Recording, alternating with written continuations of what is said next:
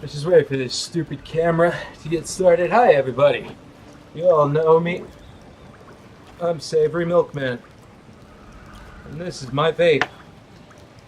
And this is the fluid I will be putting into this vape. Sticky buns. That almost sounds like a bad hangover disaster. Sticky buns. But before we start going all Rick and Morty on this, let me just open up what's the deal with this video today. So with season 12 and patch 2.6.1, or is it 4? I don't even know. It's season fucking 12. I don't give a shit. So right now for Monk, Sunwoku is all the rage. Everyone's all about that little wave of light build. I mean, God, Sunwoku stuff has been dropping for me like literally all over the place. And if it's not Sunwoku, everyone is talking about the newly buffed Ulianas, which I did a video on that. It's still not holding up the par. But whatever happened to good old Ina's generator? Well, in this video, I have just finally gotten my final piece for this. So this will be the first video I'm using showing the Monk generator build from the Ina's perspective, and sort of going over how it goes. Okay, so basically, Ina's generator Monk is entirely a punch everything or you die sort of build, and it's actually a really sensible build. I've always been a bit more partial towards monks because I believe Riker said it best, but really, Monk has the tightest synergy between all of its skills. Nothing a monk has goes to waste. It all serves a purpose, and some of the most interesting builds, ranging all the way from pure support to pure DPS, have aroused from this one simple class and just how diverse it is. So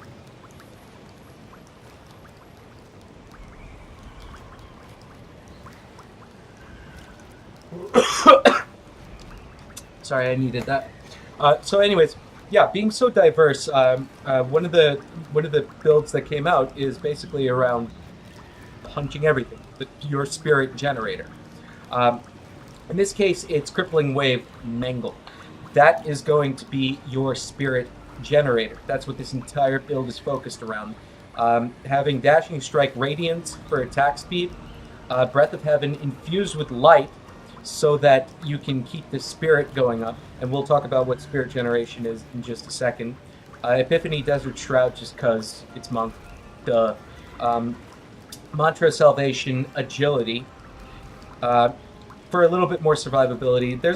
I feel there's a bit of wiggle room to that talent, but I haven't actually explored it yet, so I'm just kind of going through everything else.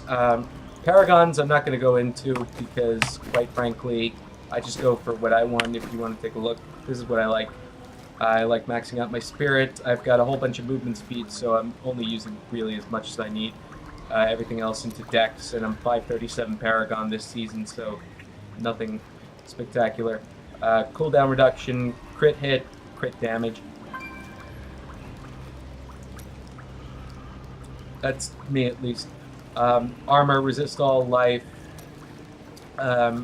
area damage, life per hit, resource cost reduction. Life per hit is really important with this build. It's all about generating attack speed, get it? Attack and generating spirit so that your fast attacks also have a lot of damage behind them. Let's actually open up build. So this is a full Ina's build, and there's a lot of wiggle room with how you can do this.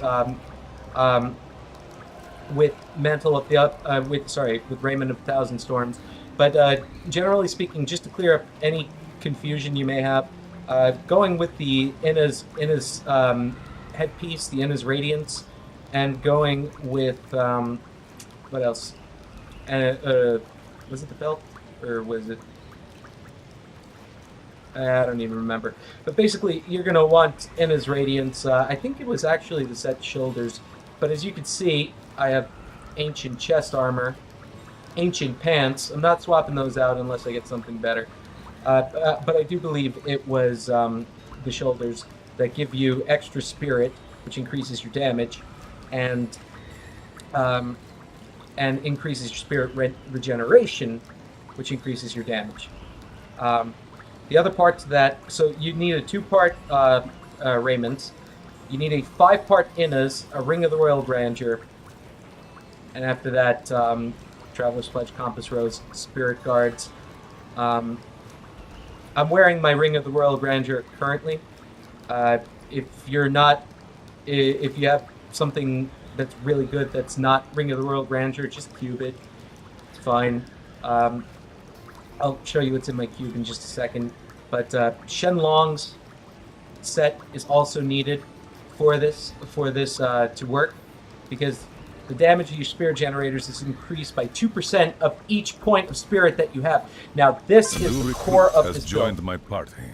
My foes gain strength.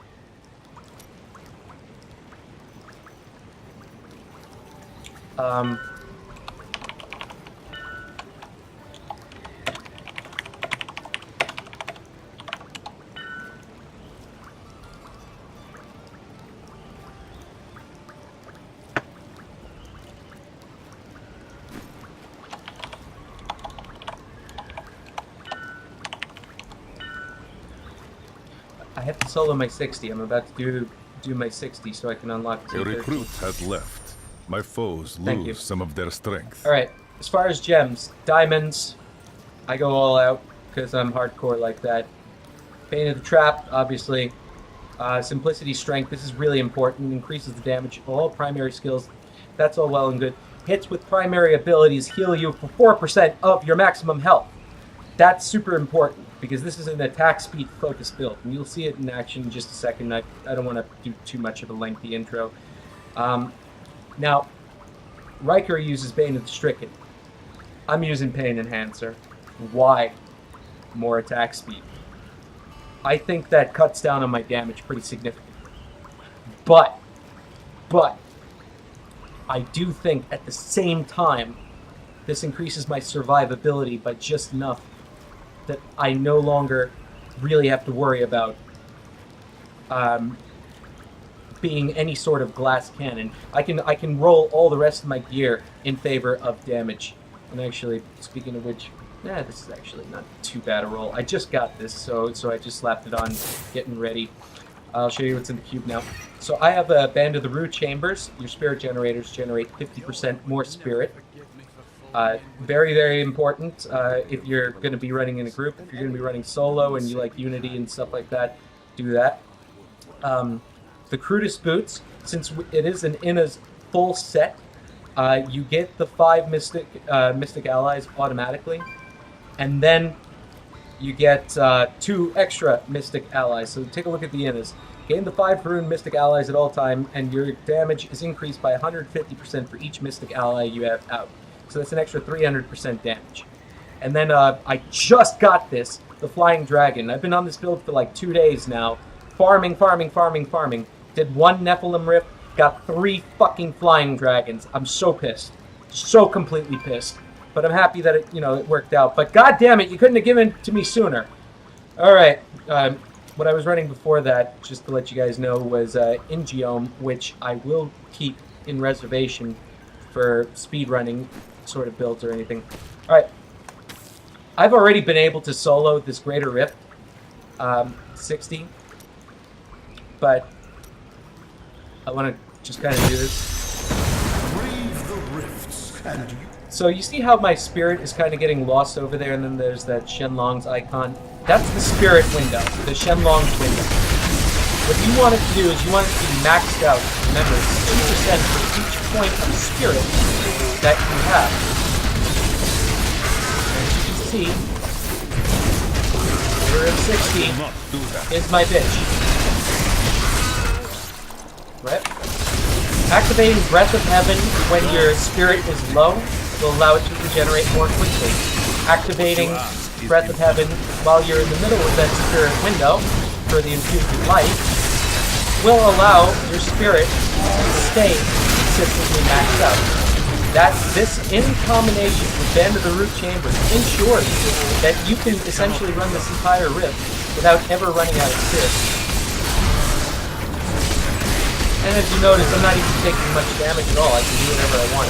If I wanted to cast, that's another thing. If I wanted to cast Cyclone Strike, I didn't even mention Cyclone Strike. So since area damage is another big factor over here, Cyclone Strike with what is it? Implosion, just to increase the radius. That's really important. It also contributes to your spirit generation. But basically, you want to be at full spirit attacking, because that's when you're doing your most damage.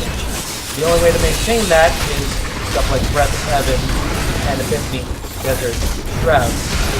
Now, if you're running really low and you're about to run into a huge mob like this, back out. Take a second. Desert Shroud. Do that. Back in the game. Not a problem.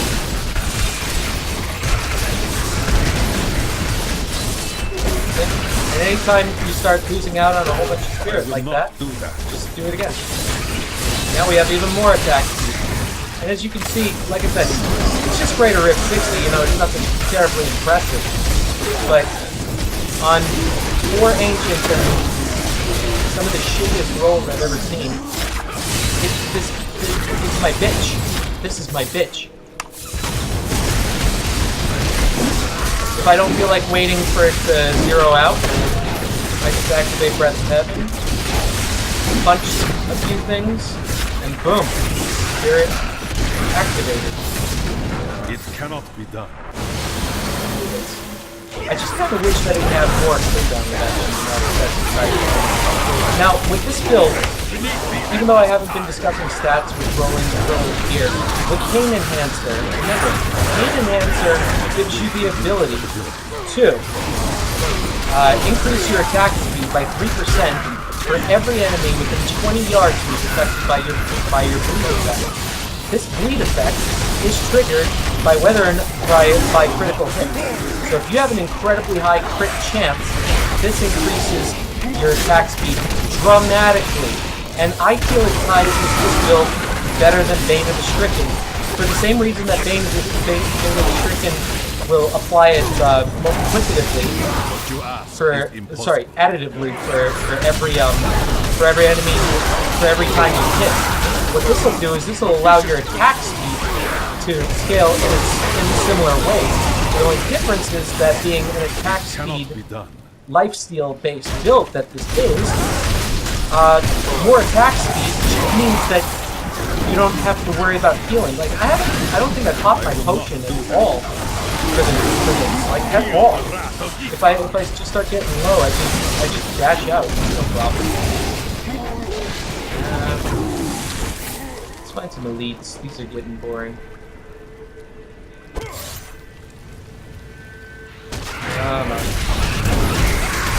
I will say that this build does have a lot of room for cooldown reduction. Every build needs no cooldowns. You hear that, Blizzard? Give me no cooldowns.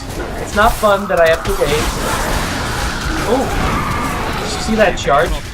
That was great. It charged me right out of that. Thank you.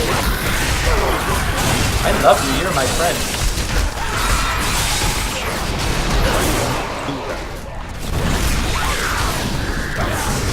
I didn't even have to activate my potion, I just did.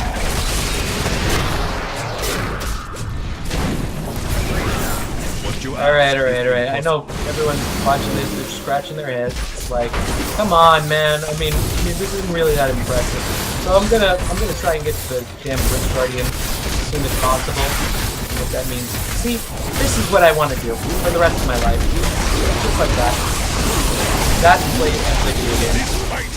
That ability is not yet begun. That's when I'm in my happy state, when I get to do this shit. I will not do that. Damn it. It makes me sad when that fades.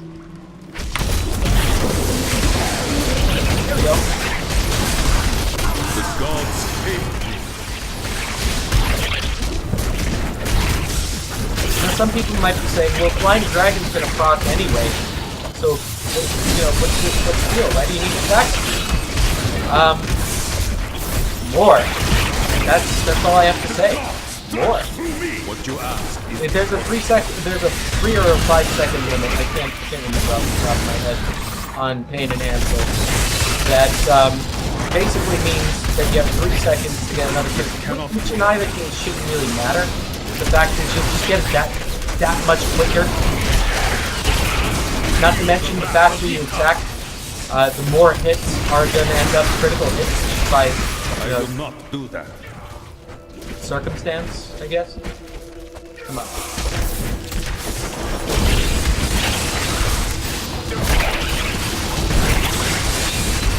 It cannot be done. Yay, very. The wrath of Ytar. Come on, I need. Yeah. I don't have enough spirit now. The Rift Guardian is here. Alright, now we got the Rift Guardian. Here it is. It is not ready yet.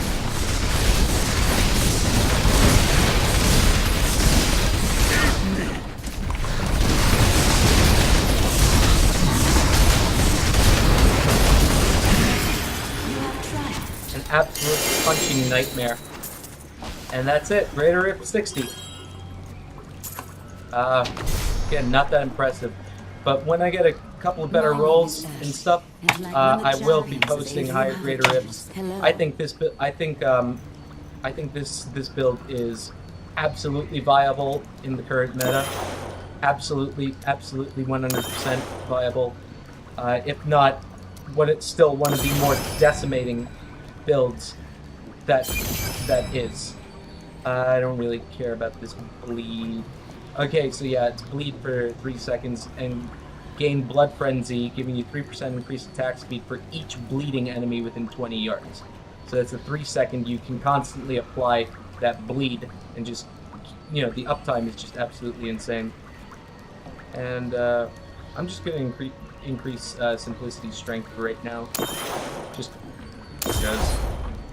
Alright, so there you have it. That's Inna's generator right now, and it's still good. It's still really good. I don't give a crap how big Blocko is. I hate Wave of Light build. I've always hated it. I'm not gonna play it. It's just like Tragulous. I'm just not gonna play it. I don't care being second best if that's the case, which I don't think Inna's generator is. I don't think it's second best. Time will tell. All of us know But, the risks, Tyrion. But We believe yeah, in the new you get horizon. where I'm going with this. So that's Inna's Gen. I hope you guys enjoyed that video as much as I did. I was so happy to get that flying dragon right now when I absolutely needed it. I've been rolling it for 2 freaking days in the queue, you know, just over and over again. And it's like after a certain point, just give it to me. So hit the like button if you liked it. Hit the dislike button if you disliked it. I expect to see many dislikes, because what's a world without anger and frustration and trolls?